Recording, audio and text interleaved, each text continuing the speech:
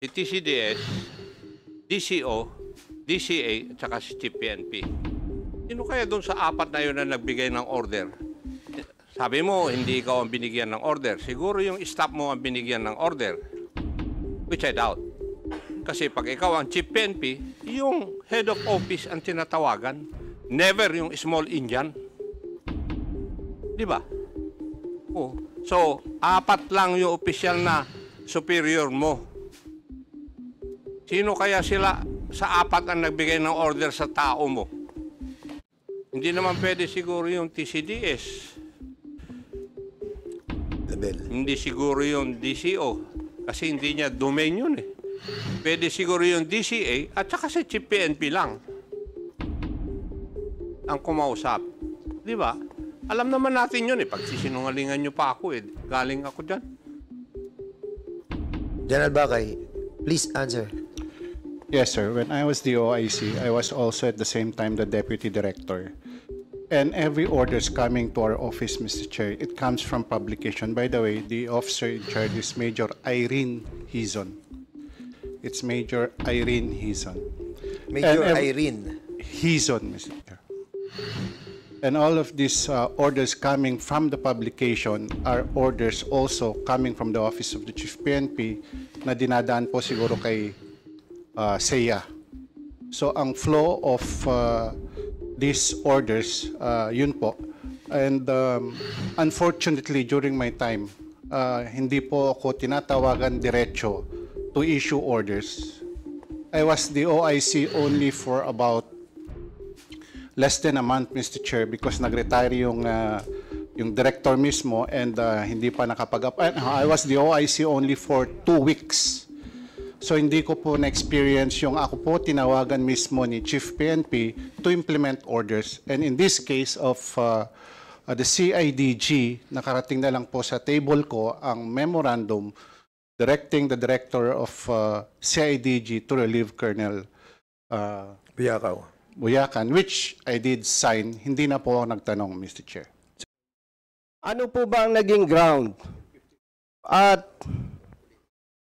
na-terminate sa position itong si Colonel Buyakaw? May grounds po ba tayo dito, Mr. Chair? May basihan po ba tayo legally? Okay. O You're asking General Karamat, Mr. Chair? General Karamat. Okay, go ahead. Good afternoon, Mr. Chairman, and to all the honorable members of this committee. Muli, fellow workers in the government, isang magandang hapon sa ating lahat. First of all, I would like to thank this committee for bringing out this matter regarding the relief of those personnel who are involved in the operation of Pogo. Actually, gustong-gusto ko na itong ma-clarify o ma-clear itong pangalan ko dahil I am being judged through social media and even sa mga newspapers alleging that I am a protector of the media because of the relief of those personnel involved in the operation. So, to all the netizens and to all the media who are present here, please take note. I have a presentation here why Colonel Buyakaw was relieved. Paki-present nga yung IBP ko. Mr. Chair, will we allow him to present? Yes, how many minutes? One slide lang, sir. One slide lang. You have 1, 2, 3, 4. Sige, we will allow it. Okay. Next slide. Okay, next. Sir, that was a memorandum coming from DPRM addressed to the Director CIDG. Ako po yung director din to relieve Colonel Buyakaw of his post. In short, I was not the one who caused the relief of Colonel Buyakaw as insinuated by anybody that nirelieve ko siya dahil doon sa pag-operate niya doon sa Pugo in Banban. I was just following orders coming from national headquarters. So I implemented that memorandum coming from DPRM to relieve Colonel Buyakaw. Yung mga sinasabing na wipe out, yung mga personnel niya nakasama doon sa operation sa Bamban, some of those personnel, when Colonel Buyakaw was relieved of his post, some of his officers and men personally requested to be transferred. Alam naman natin na kapag bago ang boss, iba na gusto nila sumunod doon sa boss or they ask for the transfer. So in short, and simple language, hindi po ako nagpa-relieve kay Colonel Buyakaw and others. Thank you, Your Honor. So, Mr. Chair, meaning, lahat po ng personnel under Colonel Buyakaw voluntarily nagpa-relieve. Except for Colonel Buyakaw, sir, who was relieved by the DPRM. Actually, the one who signed the memorandum addressed to the Director CIDG is beside me right now, sir, who was then the OIC of DPRM, the person of Major General Bakay, sir. Okay, thank you, General Karamat, sir. General Bakay, sir. Nabasa ko po, ikaw yung signatory doon sa instruction, sa directive to relieve Colonel Buyakaw from his post as Regional Chief and CRCIDG. Ano po ba yon? May nag-utos po ba sa inyo or merong board resolution? Mr. Chair, magandang hapon po sa atin lahat, Mr. Chair, and to the honorable members of this committee and other resource persons.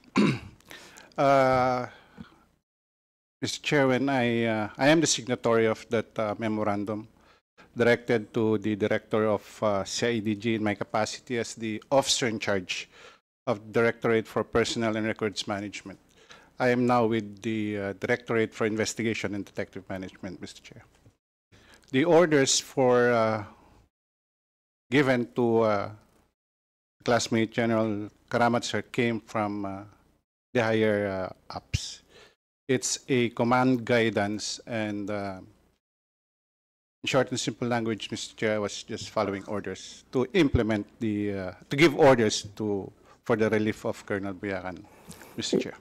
In other words, Mr. Chair, naglabas ng memorandum si General Bakay, then assigned DPRM in compliance with the instruction of another senior officer. Am I right, General Bakay? Opo, Mr. Chair. Yung po bang instruction na yan, General Bakay, sir, is it verbal or written? The preparation of the memorandum, Mr. Chair, is coming from our publication, which is just a section of DPRM.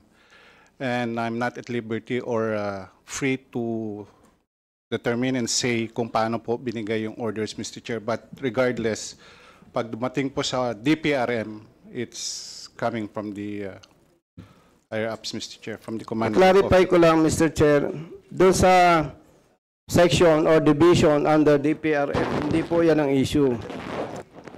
Ang signatory po sa orders, sa memo, si General Bakay. Meaning, may nag-utos kay General Bakay. Tama po ba?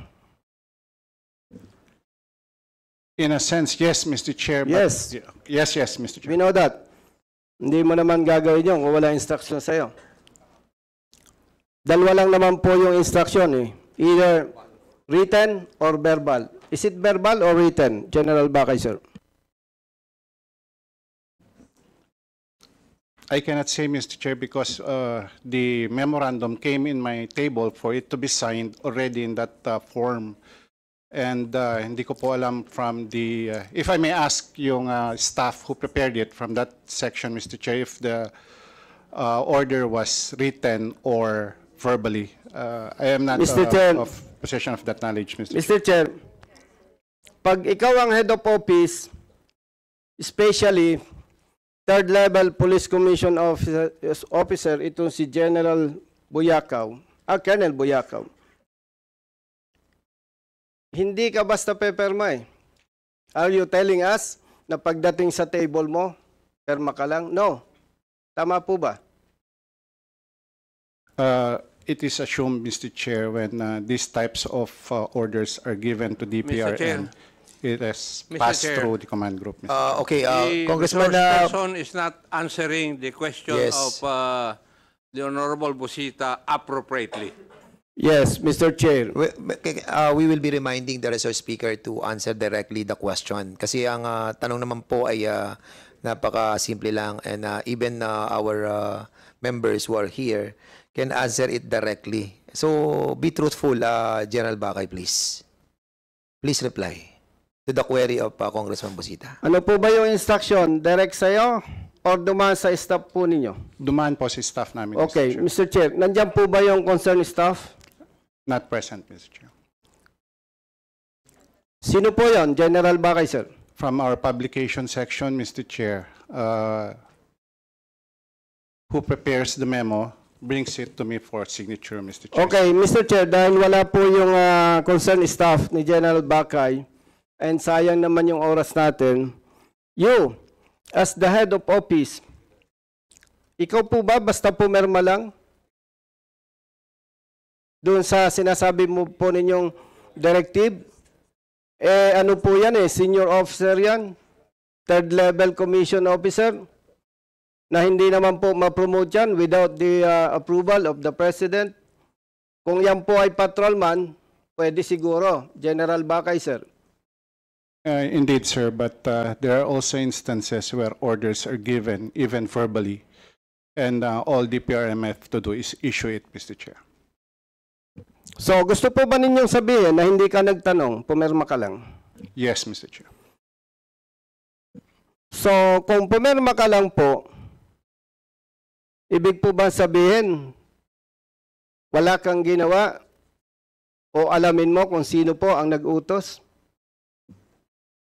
Mr. Chair, when the memorandum came to me, I assumed that it came from our higher-ups, Mr. Chair, Mr. because Chair. none of this... Okay, will you allow Congressman Acop to interject?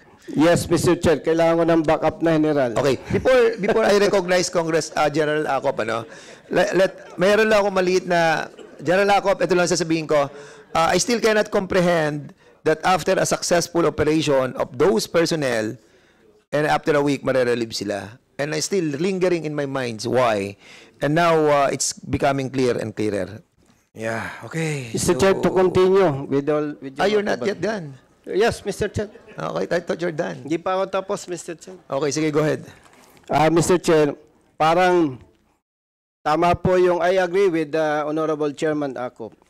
Pero parang bitin Mr. Chair, pwede po ba ma-invite natin? By the way, General Bakay, sir, sino po ba yung concerned staff mo do sa publication?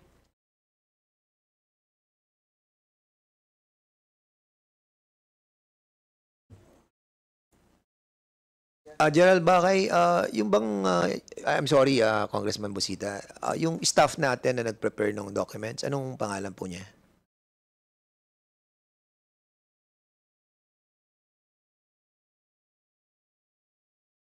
May we be allowed to Yes, research, Mr. Chair?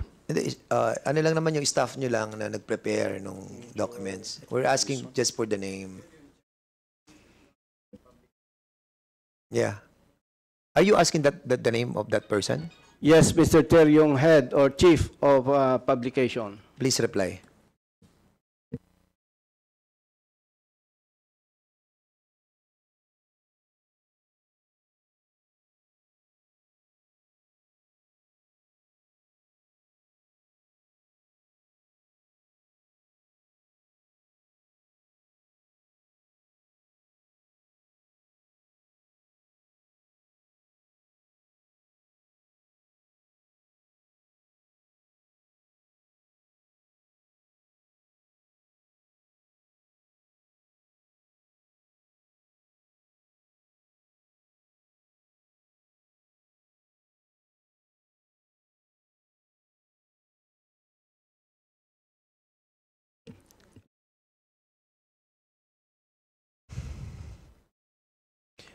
I think hindi naman mahirap sa nasagutin nyo na General Bakay.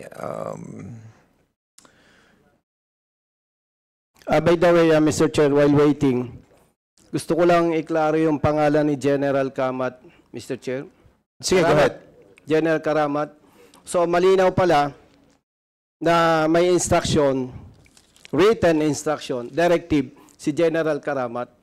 So, yung iniisip ng publiko na si General Karamat ang protector ng illegal POGOs, it's very clear na kung ganon, hindi niya sisibakin yung mga bata kung bata niya yon. Unfortunately, Mr. Chair, may directive may memo. So, mabuti pala, General Karamat, na pag-usapan to. Actually, alam ko yung background mo, okay naman Uh, especially yung iyong wife. No? You want to say something, Congressman Paduano? And, you were whispering, and I can hear the sound of your voice in my left Mr. Chair, ear. with the indulgence Baka of- masasagot na ni General Kakay. Wait. Order. So, will you allow the interjection of Congressman Paduano? Pwede, Mr. Chair, marami ang utang dyan Okay, go ahead. Chairman Paduano, General, kayo utang. you have the floor. Chairman, but of course, that is the manifestation of Chairman Busita, no, Congressman Busita. I just like to put in the record that is his manifestation and his conclusion with regards to what really happened. But it does not conclude that indeed, di ba, General Karamat never, as asked by Chairman Acop, never talked to his mista. Di ba? Not just because there is a document not coming from General Karamat. Indeed, General Karamat and General Bakay never talked to each other. Di ba? Mas ang ano dito, the presence of that person in which sabi ni General Bakay kanina, prepares the document. And ako nga, sabi ko nga, you're the OIC, you're the most highest ranking official in that office. You just signed the document from your staff. Oh, sino yung staff na yon? Di ba? Medyo normally, sa opisina, bibigay siya ng staff mo, pepirmahan mo ba? Kung hindi mo man lang matanong, oh, saan galing to? Ba, ano to? Or, ang pinaka-the best is, you read it. Just make sure that the document, sabi nga ni Chairman Acop, hindi ka ililibing ng dokumentong yun. Diba? Kaya, it is not conclusive, Mr. Chairman. At the same time, ako, para sa akin, we should produce that person. Kasi, eto ngayon, Chairman, when Chairman Acop, who was then the PNP chief, General Bakay mentioned about now that the PNP chief Marbel. To be fair with the PNP chief, he is not here. And now we will conclude that it's the PNP chief who orders the staff for General Bakay to sign. No, Mr. Chair. That's why what I'm saying is we have to produce that person that was mentioned by General Bakay as the head of the, what do you call this, publication. We have to produce that person. Or else, I still have doubt that Bakay and Karamat talk to each other, bilang mista, nag-usap, arbor. Or, now the PNP chief is being dragged. The name of the PNP chief, Marbel, is being dragged in this investigation because of the statement of, and the answer of General Bakay to the query of Chairman Acop. I think that's unfair. Mr. Chair, that's why. Order. Wait. Order. So, please refrain from speaking if the both chair does not recognize you first. So, Congressman Acop wanted to interject. Will you allow it, Congressman? Yes, Busita? Mr. Chair. Again, this is the second time. So, with your indulgence. Yes, Okay. Mr. Chair. Kasi binabanggit palagi yung pangalan ko. Mr. Okay, Chair. Congressman Acop, you have the floor now. Go ahead. Salamat.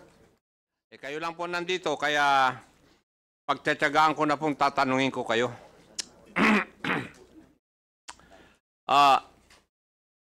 Mayor Kapil, may insinuations na, o kaya kung saan-saan sa social media, na protector kayo po ng Pogo. At kayo po ay nanalo, umasenso dahil sa Pogo. What can you say about that? Katulad po nung sinabi ko kung we're protecting, sana na-issue na ho natin sila ng permit nung January 2024. At tayo po ay, sabi ko nga po, at the age of 23, nagnenegosyo na po tayo. Bago po ako naging mayor, negosyante na po ako. Hindi ako naging mayor din nagnegosyo, Your Honor. Bakit po nung 2024 nyo lang na-issuean ng desist order yung kwan? Yung pong permit kasi nila, meron pa silang license sa PAGCOR. January 2023 po yung last issuance namin ng mayor's permit. Hanggang December 2023 naman po yung permit ng mayor's permit po. So for 2023, meron po silang permit from PAGCOR. Yes, Your Honor. Would that be correct, PAGCOR? Yes, sir, for the Thai court area po. Yes. Kasi darating po ako doon eh. Grand Palazzo Royal ang tawag doon sa 10 hectare na property, di po ba? And it is composed of 42, not 46 buildings. Yes, Your Honor. Yes, 42. 42. Oh. Siguro isang building lang doon ang para sa Pogo. Di ba, PAGCOR? Yes, sir. Bali po, wala po doon sa 42 buildings yung licensed po namin. Nasaan po yung license sa kwan ninyo na Pogo operator? Nandun po sa isang side po nung left side po, yung Thai Royal Court lang po. So, Mayor, isa lang yung building na kwan na ginagamit ng license Pogo operator. Yung operations doon sa ibang building, alam nyo po yung Pogo Hub, nandun po yung legal, nandun po yung illegal, nandun po yung scammers. Hindi nyo po ba alam yun? Ang alam po namin, under sila ng PAGCOR, with respect to PAGCOR po. Alam namin may license sila the whole area po. Kasi magkakatabi lang naman po. Yes, Your Honor. Narinig mo yung sinabi ni attorney? Isa lang operator ang kwan nila ron. Ang may license. Kasi kung alam po ninyo yung nangyayari dun sa loob, alam ninyo na walang lisensya yung ibang buildings, yung mga nag-ooperate sa ibang buildings. Nandun po yung kalintikan. Hindi nyo po alam yon? Your Honor, kasi po alam nga po namin na they are monitored by PAGCOR kasi may license po sila from PAGCOR. Are you trying to tell me, Mayor, na just because they're monitored by PAGCOR, inassume nyo na lahat ng 42 buildings yung operations doon ay minomonitor? I assume, Your Honor, kasi under the PD 771, the authority of the local government unit was revoked, including the monitoring, the control. Lahat po nasa PAGCOR yung authority and powers, Your Honor. Kung nag-grant po kayo ng permits at ipinisinta yung permit na binigay ng PAGCOR, hindi nyo tinitingnan kung para saan yun lang? Nag-assume na lang kayo na para sa operations ng 42 buildings? Yes, Your Honor, kasi kasi nakatayo na po yung Thai court at nandun po ang first operation nila. Nung tinatayo naman po yung mga building na yan, nandun na po ang PAGCOR. Kaya we assume na they know the construction, kasi po magkakatabi lang po magkakatabi lang po naman. Bakit nyo inassume na alam ng PAGCOR yun? Eh, wala naman sila sa... they do not give permits. They do not issue construction permit for buildings to be constructed. Hindi naman po sila nag-i-issue ng building permit. Eh. Kayo po. Yes, Your Honor, they applied for And then yung building permit. pag-apply ng business permit, kayo rin po, di po ba? Yes, Your Honor po. Oh, eh bakit hindi nyo po alam? Actually, meron din po sigurong coordination lapse between the PAGCOR, the other agencies of the government, and the LGU. Kaya isa po siguro yung pwedeng tignan natin in aid of legislation kung ganito pong involve ang national government and the local government. Kailangan po talagang magkaroon ng full coordination sila para hindi na po maulit itong ganitong pangyayari. Alam mo ito, Mayor, would it be true also that you were supposed to have an extension office doon sa Royal Garden Estate, which is a 150-hectare property? Wala po kaming extension office doon sa area, Your Honor. But in an investigation, you stated that the abandoned structure was donated by the landowner. Yun po sana ang plano na i-donate sa LGU yung building na abandoned. Hanggat noong dumating yung raid, hindi na po nagawa. The building is sira-sira, dilapidated, walang tubig, walang kuryente, walang yung mga tiles, walang pinto, kaya talaga pong hindi po nagawa yung plano na magkaroon ng extension office doon. Kasi ang plano po talaga magkaroon ng extension office not for the Pogo but for the whole area. Kasi marami pong mga business establishment doon. Sabi ko nga po, ang entry exit niya is Angeles para hindi na po sila mapalayo. Kung merong extension office doon na sila mag-deal ng sa mga permit po nila. Pero hindi po nagawa yung ating sanang gustong mangyari na magkaroon ng extension office doon dahil walang extension office, Your Honor. No, walang extension office. Yes, Your Honor. Pero maybe if we will visit there, I will show you the extension office para po makita nyo na talagang hindi po siya talaga magiging opisina dahil hindi po siya nagawa. That's the plan po, Your Honor. Original plan. Yeah. Pero was the donation consummated? Hindi na rin po dahil hindi po pumayag yung siblings, yung anak, yung mga anak po. Sana yun po ang plano, kaso pinagbawalan po kami ng mga anak. 5 kilometers from that place, may ni-raid din ng mga buildings.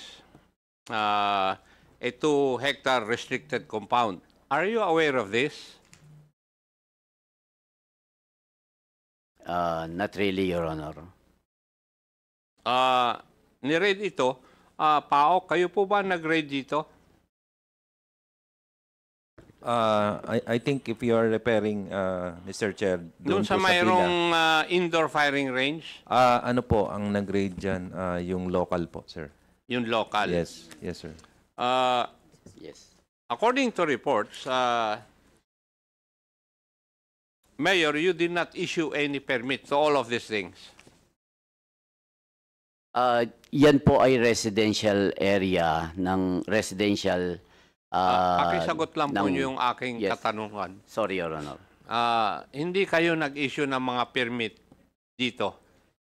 Construction, Yes, Your Honor. occupancy, lahat? Yes, Your Honor, kasi hindi naman po sila nag-apply sa amin. Pwede palang magkaroon ako ng lupa at bahay sa lugar po ninyo na walang permit. Ganun po ba? Kasi yun po ang logic ng kasagutan nyo po sa akin eh. Siguro po dahil naitago nila yung yung construction kasi kung makikita mo po yun isang yung sinasabing White House, kahit dadaan ka doon dahil nasa likod po yung construction o yung ginawa, hindi mo po makikita yung along the highway. Kaya kung hindi lang po talaga i-apply yung construction, yung permit, residential po kasi siya, Your Honor. Yeah, but lahat po ng construction, kukuha ng permit po sa inyo. Pagkatapos ng construction, hihingi po ng occupancy permit sa inyo. Di po ba? Actually, Your Honor, if I may refer it to the engineering, kasi sa kanila po nanggagaling yung sa building permit and occupancy permit. Sila yung nag-i-issue po. Ang ibig nyo bang sabihin, hindi nire-report sa inyo ng inyong engineer? Siguro po dahil wala ring nai-report sa kanila, sa engineering, So, na there sa construction doon po. Ang sinasabi po nyo, Mayor, yung engineer mo rin, hindi umiikot para tignan yung mga nangyayari sa paligid. Kasi sa amin, masipag yung aming engineer eh.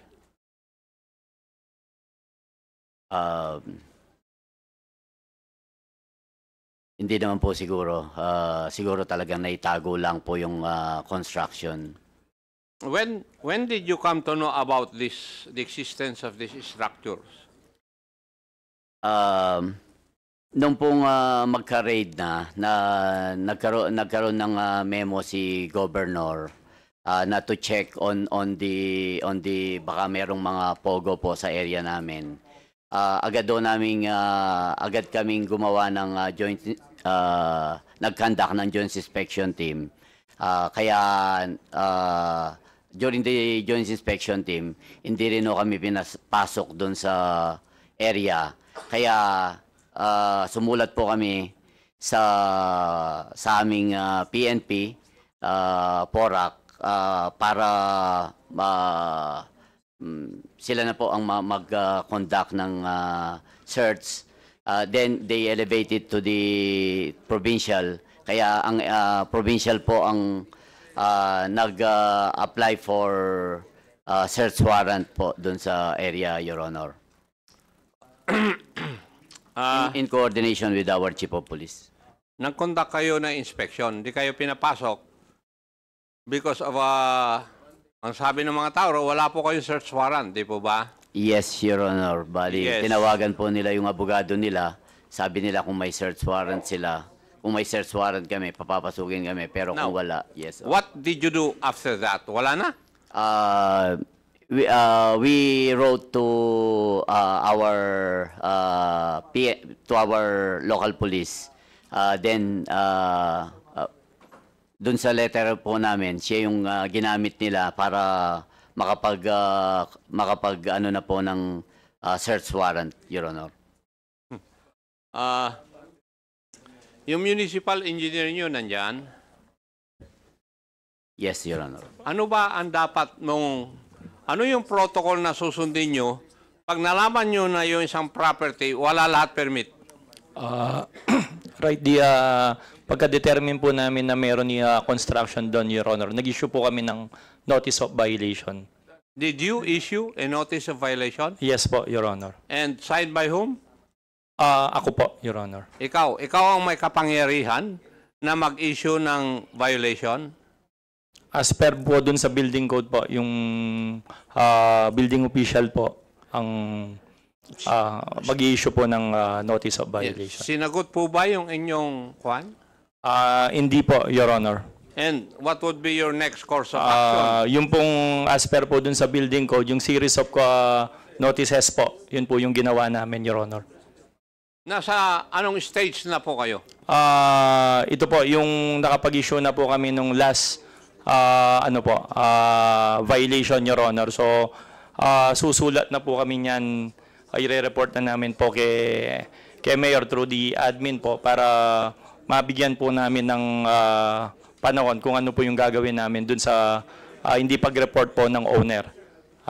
Mayor, pagbigay sa iyo ng report na yun, ano po ang course of action ninyo? We'll refer it to our legal team po para kung ano po ang na maybe we can impose penalties po for not complying on the building permit and occupancy permit. Thank you, Mayor. Kanina, natanong po kayo ng isang tanong na hindi nyo nakukuha nito, nakokontrol dahil nandyan na po sila bago kayo naging mayor. Actually, hindi naman po yung nandyan na sila. Yung sinasabi po namin yung Thai court existing na po kung saan yung first building po na ginamit nila for the operation of the POGO. Hindi lang po siya na apply ng building permit and occupancy prior nung pag-upo ko po nung nagawa na po nung hindi pa ako nakaupo. Yung first building. Yung first building, Your Honor. Yes. That was in 2019. That was in 2019 po. And there are 42 buildings. Ang ibig nyo pong sabihin, yung 41 buildings, hindi nyo po alam na tinayo? Alam po namin kasi in-apply po nila ng, meron po, kompleto po lahat ng building permit, occupancy permit, and kung kailangan nyo po, we can provide you the permit na na-secure nila at nabigyan namin ng permit. Your Kasi, Mayor, misleading yung sagot nyo kanina na when you came, nandun na mga yon. So in other words, in 2019, isang building lang, all the other buildings were constructed nung ikaw na ang mayor. Yes, Your Honor. Pasensya na po siguro nung na ano ni Kong Dan. Ang sinasabi ko po yung building, yung first building nagawa na po kahit hindi pa po ako nakaupo. According to the reports also, in 2023, nag-conduct kayo ng inspection din. Di po ba? 2023, yes, Your Honor. That's August 25, 2023. Yes, August 25, 2023. With the local police, Your Honor. Yes, pero hindi rin po nyo na-inspect lahat yung lugar kasi nasa guardhouse lang kayo. Hindi po, meron po kaming pinapasok naman po ang aming local police doon. Meron po kaming pictures na nakapasok po sila. Your Honor. Hindi po kayo kasama noon? Our inspection team, hindi po ako nakasama, Your Honor. Kasi ang report sa akin hanggang guardhouse lang sila. That was nung 2024 po. May 3, 2024. May 3, 2024 po, Your Honor. Dalawang inspection yung ginawa ninyo Isang August 25, 2023 at saka May 3, 2024. Opo, Your Honor. Nung una, pinapasok kayo. Bakit kaya nung May 2024, hindi na kayo pinapasok? Siguro po kung baka yun yung ano ng may-ari sa ano, yun yung kayo po ang mayor doon po. Hindi nyo kayang pasukin?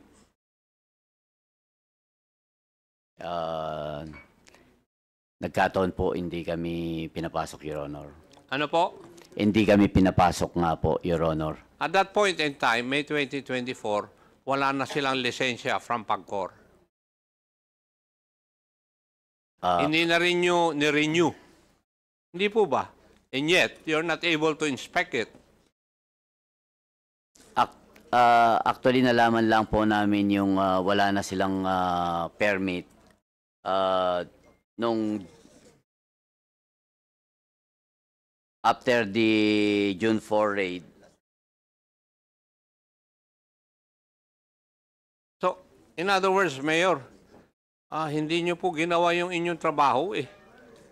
Nakapag-operate sila without you being able to inspect kung anong nangyayari.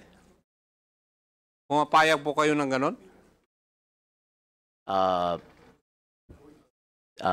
Your Honor, dahil wala naman pong report sa amin na merong criminal acts dun sa area. Even the reports of the PNP, wala. Mayor, there were 9 bodies, foreign nationals, patay, na idinap malapit dyan sa area na yan. And you're not aware of that? Walang krimen na nangyari? Your Honor, medyo malayo po yung area kung saan po dinamp yung dito. Dito po sa Manuali and Hacienda area. Pero upon the investigation of the PNP, galing po sila ng Manila. Dito lang po, sa amin lang po nadala, Your Honor. And we can provide you with the investigation of the PNP doon po. Yeah, please provide this committee the IR Yes, Your Honor. of that Opo. incident. Yes, Your Honor. Thank you. Thank you po. Mr. Chair, marami pong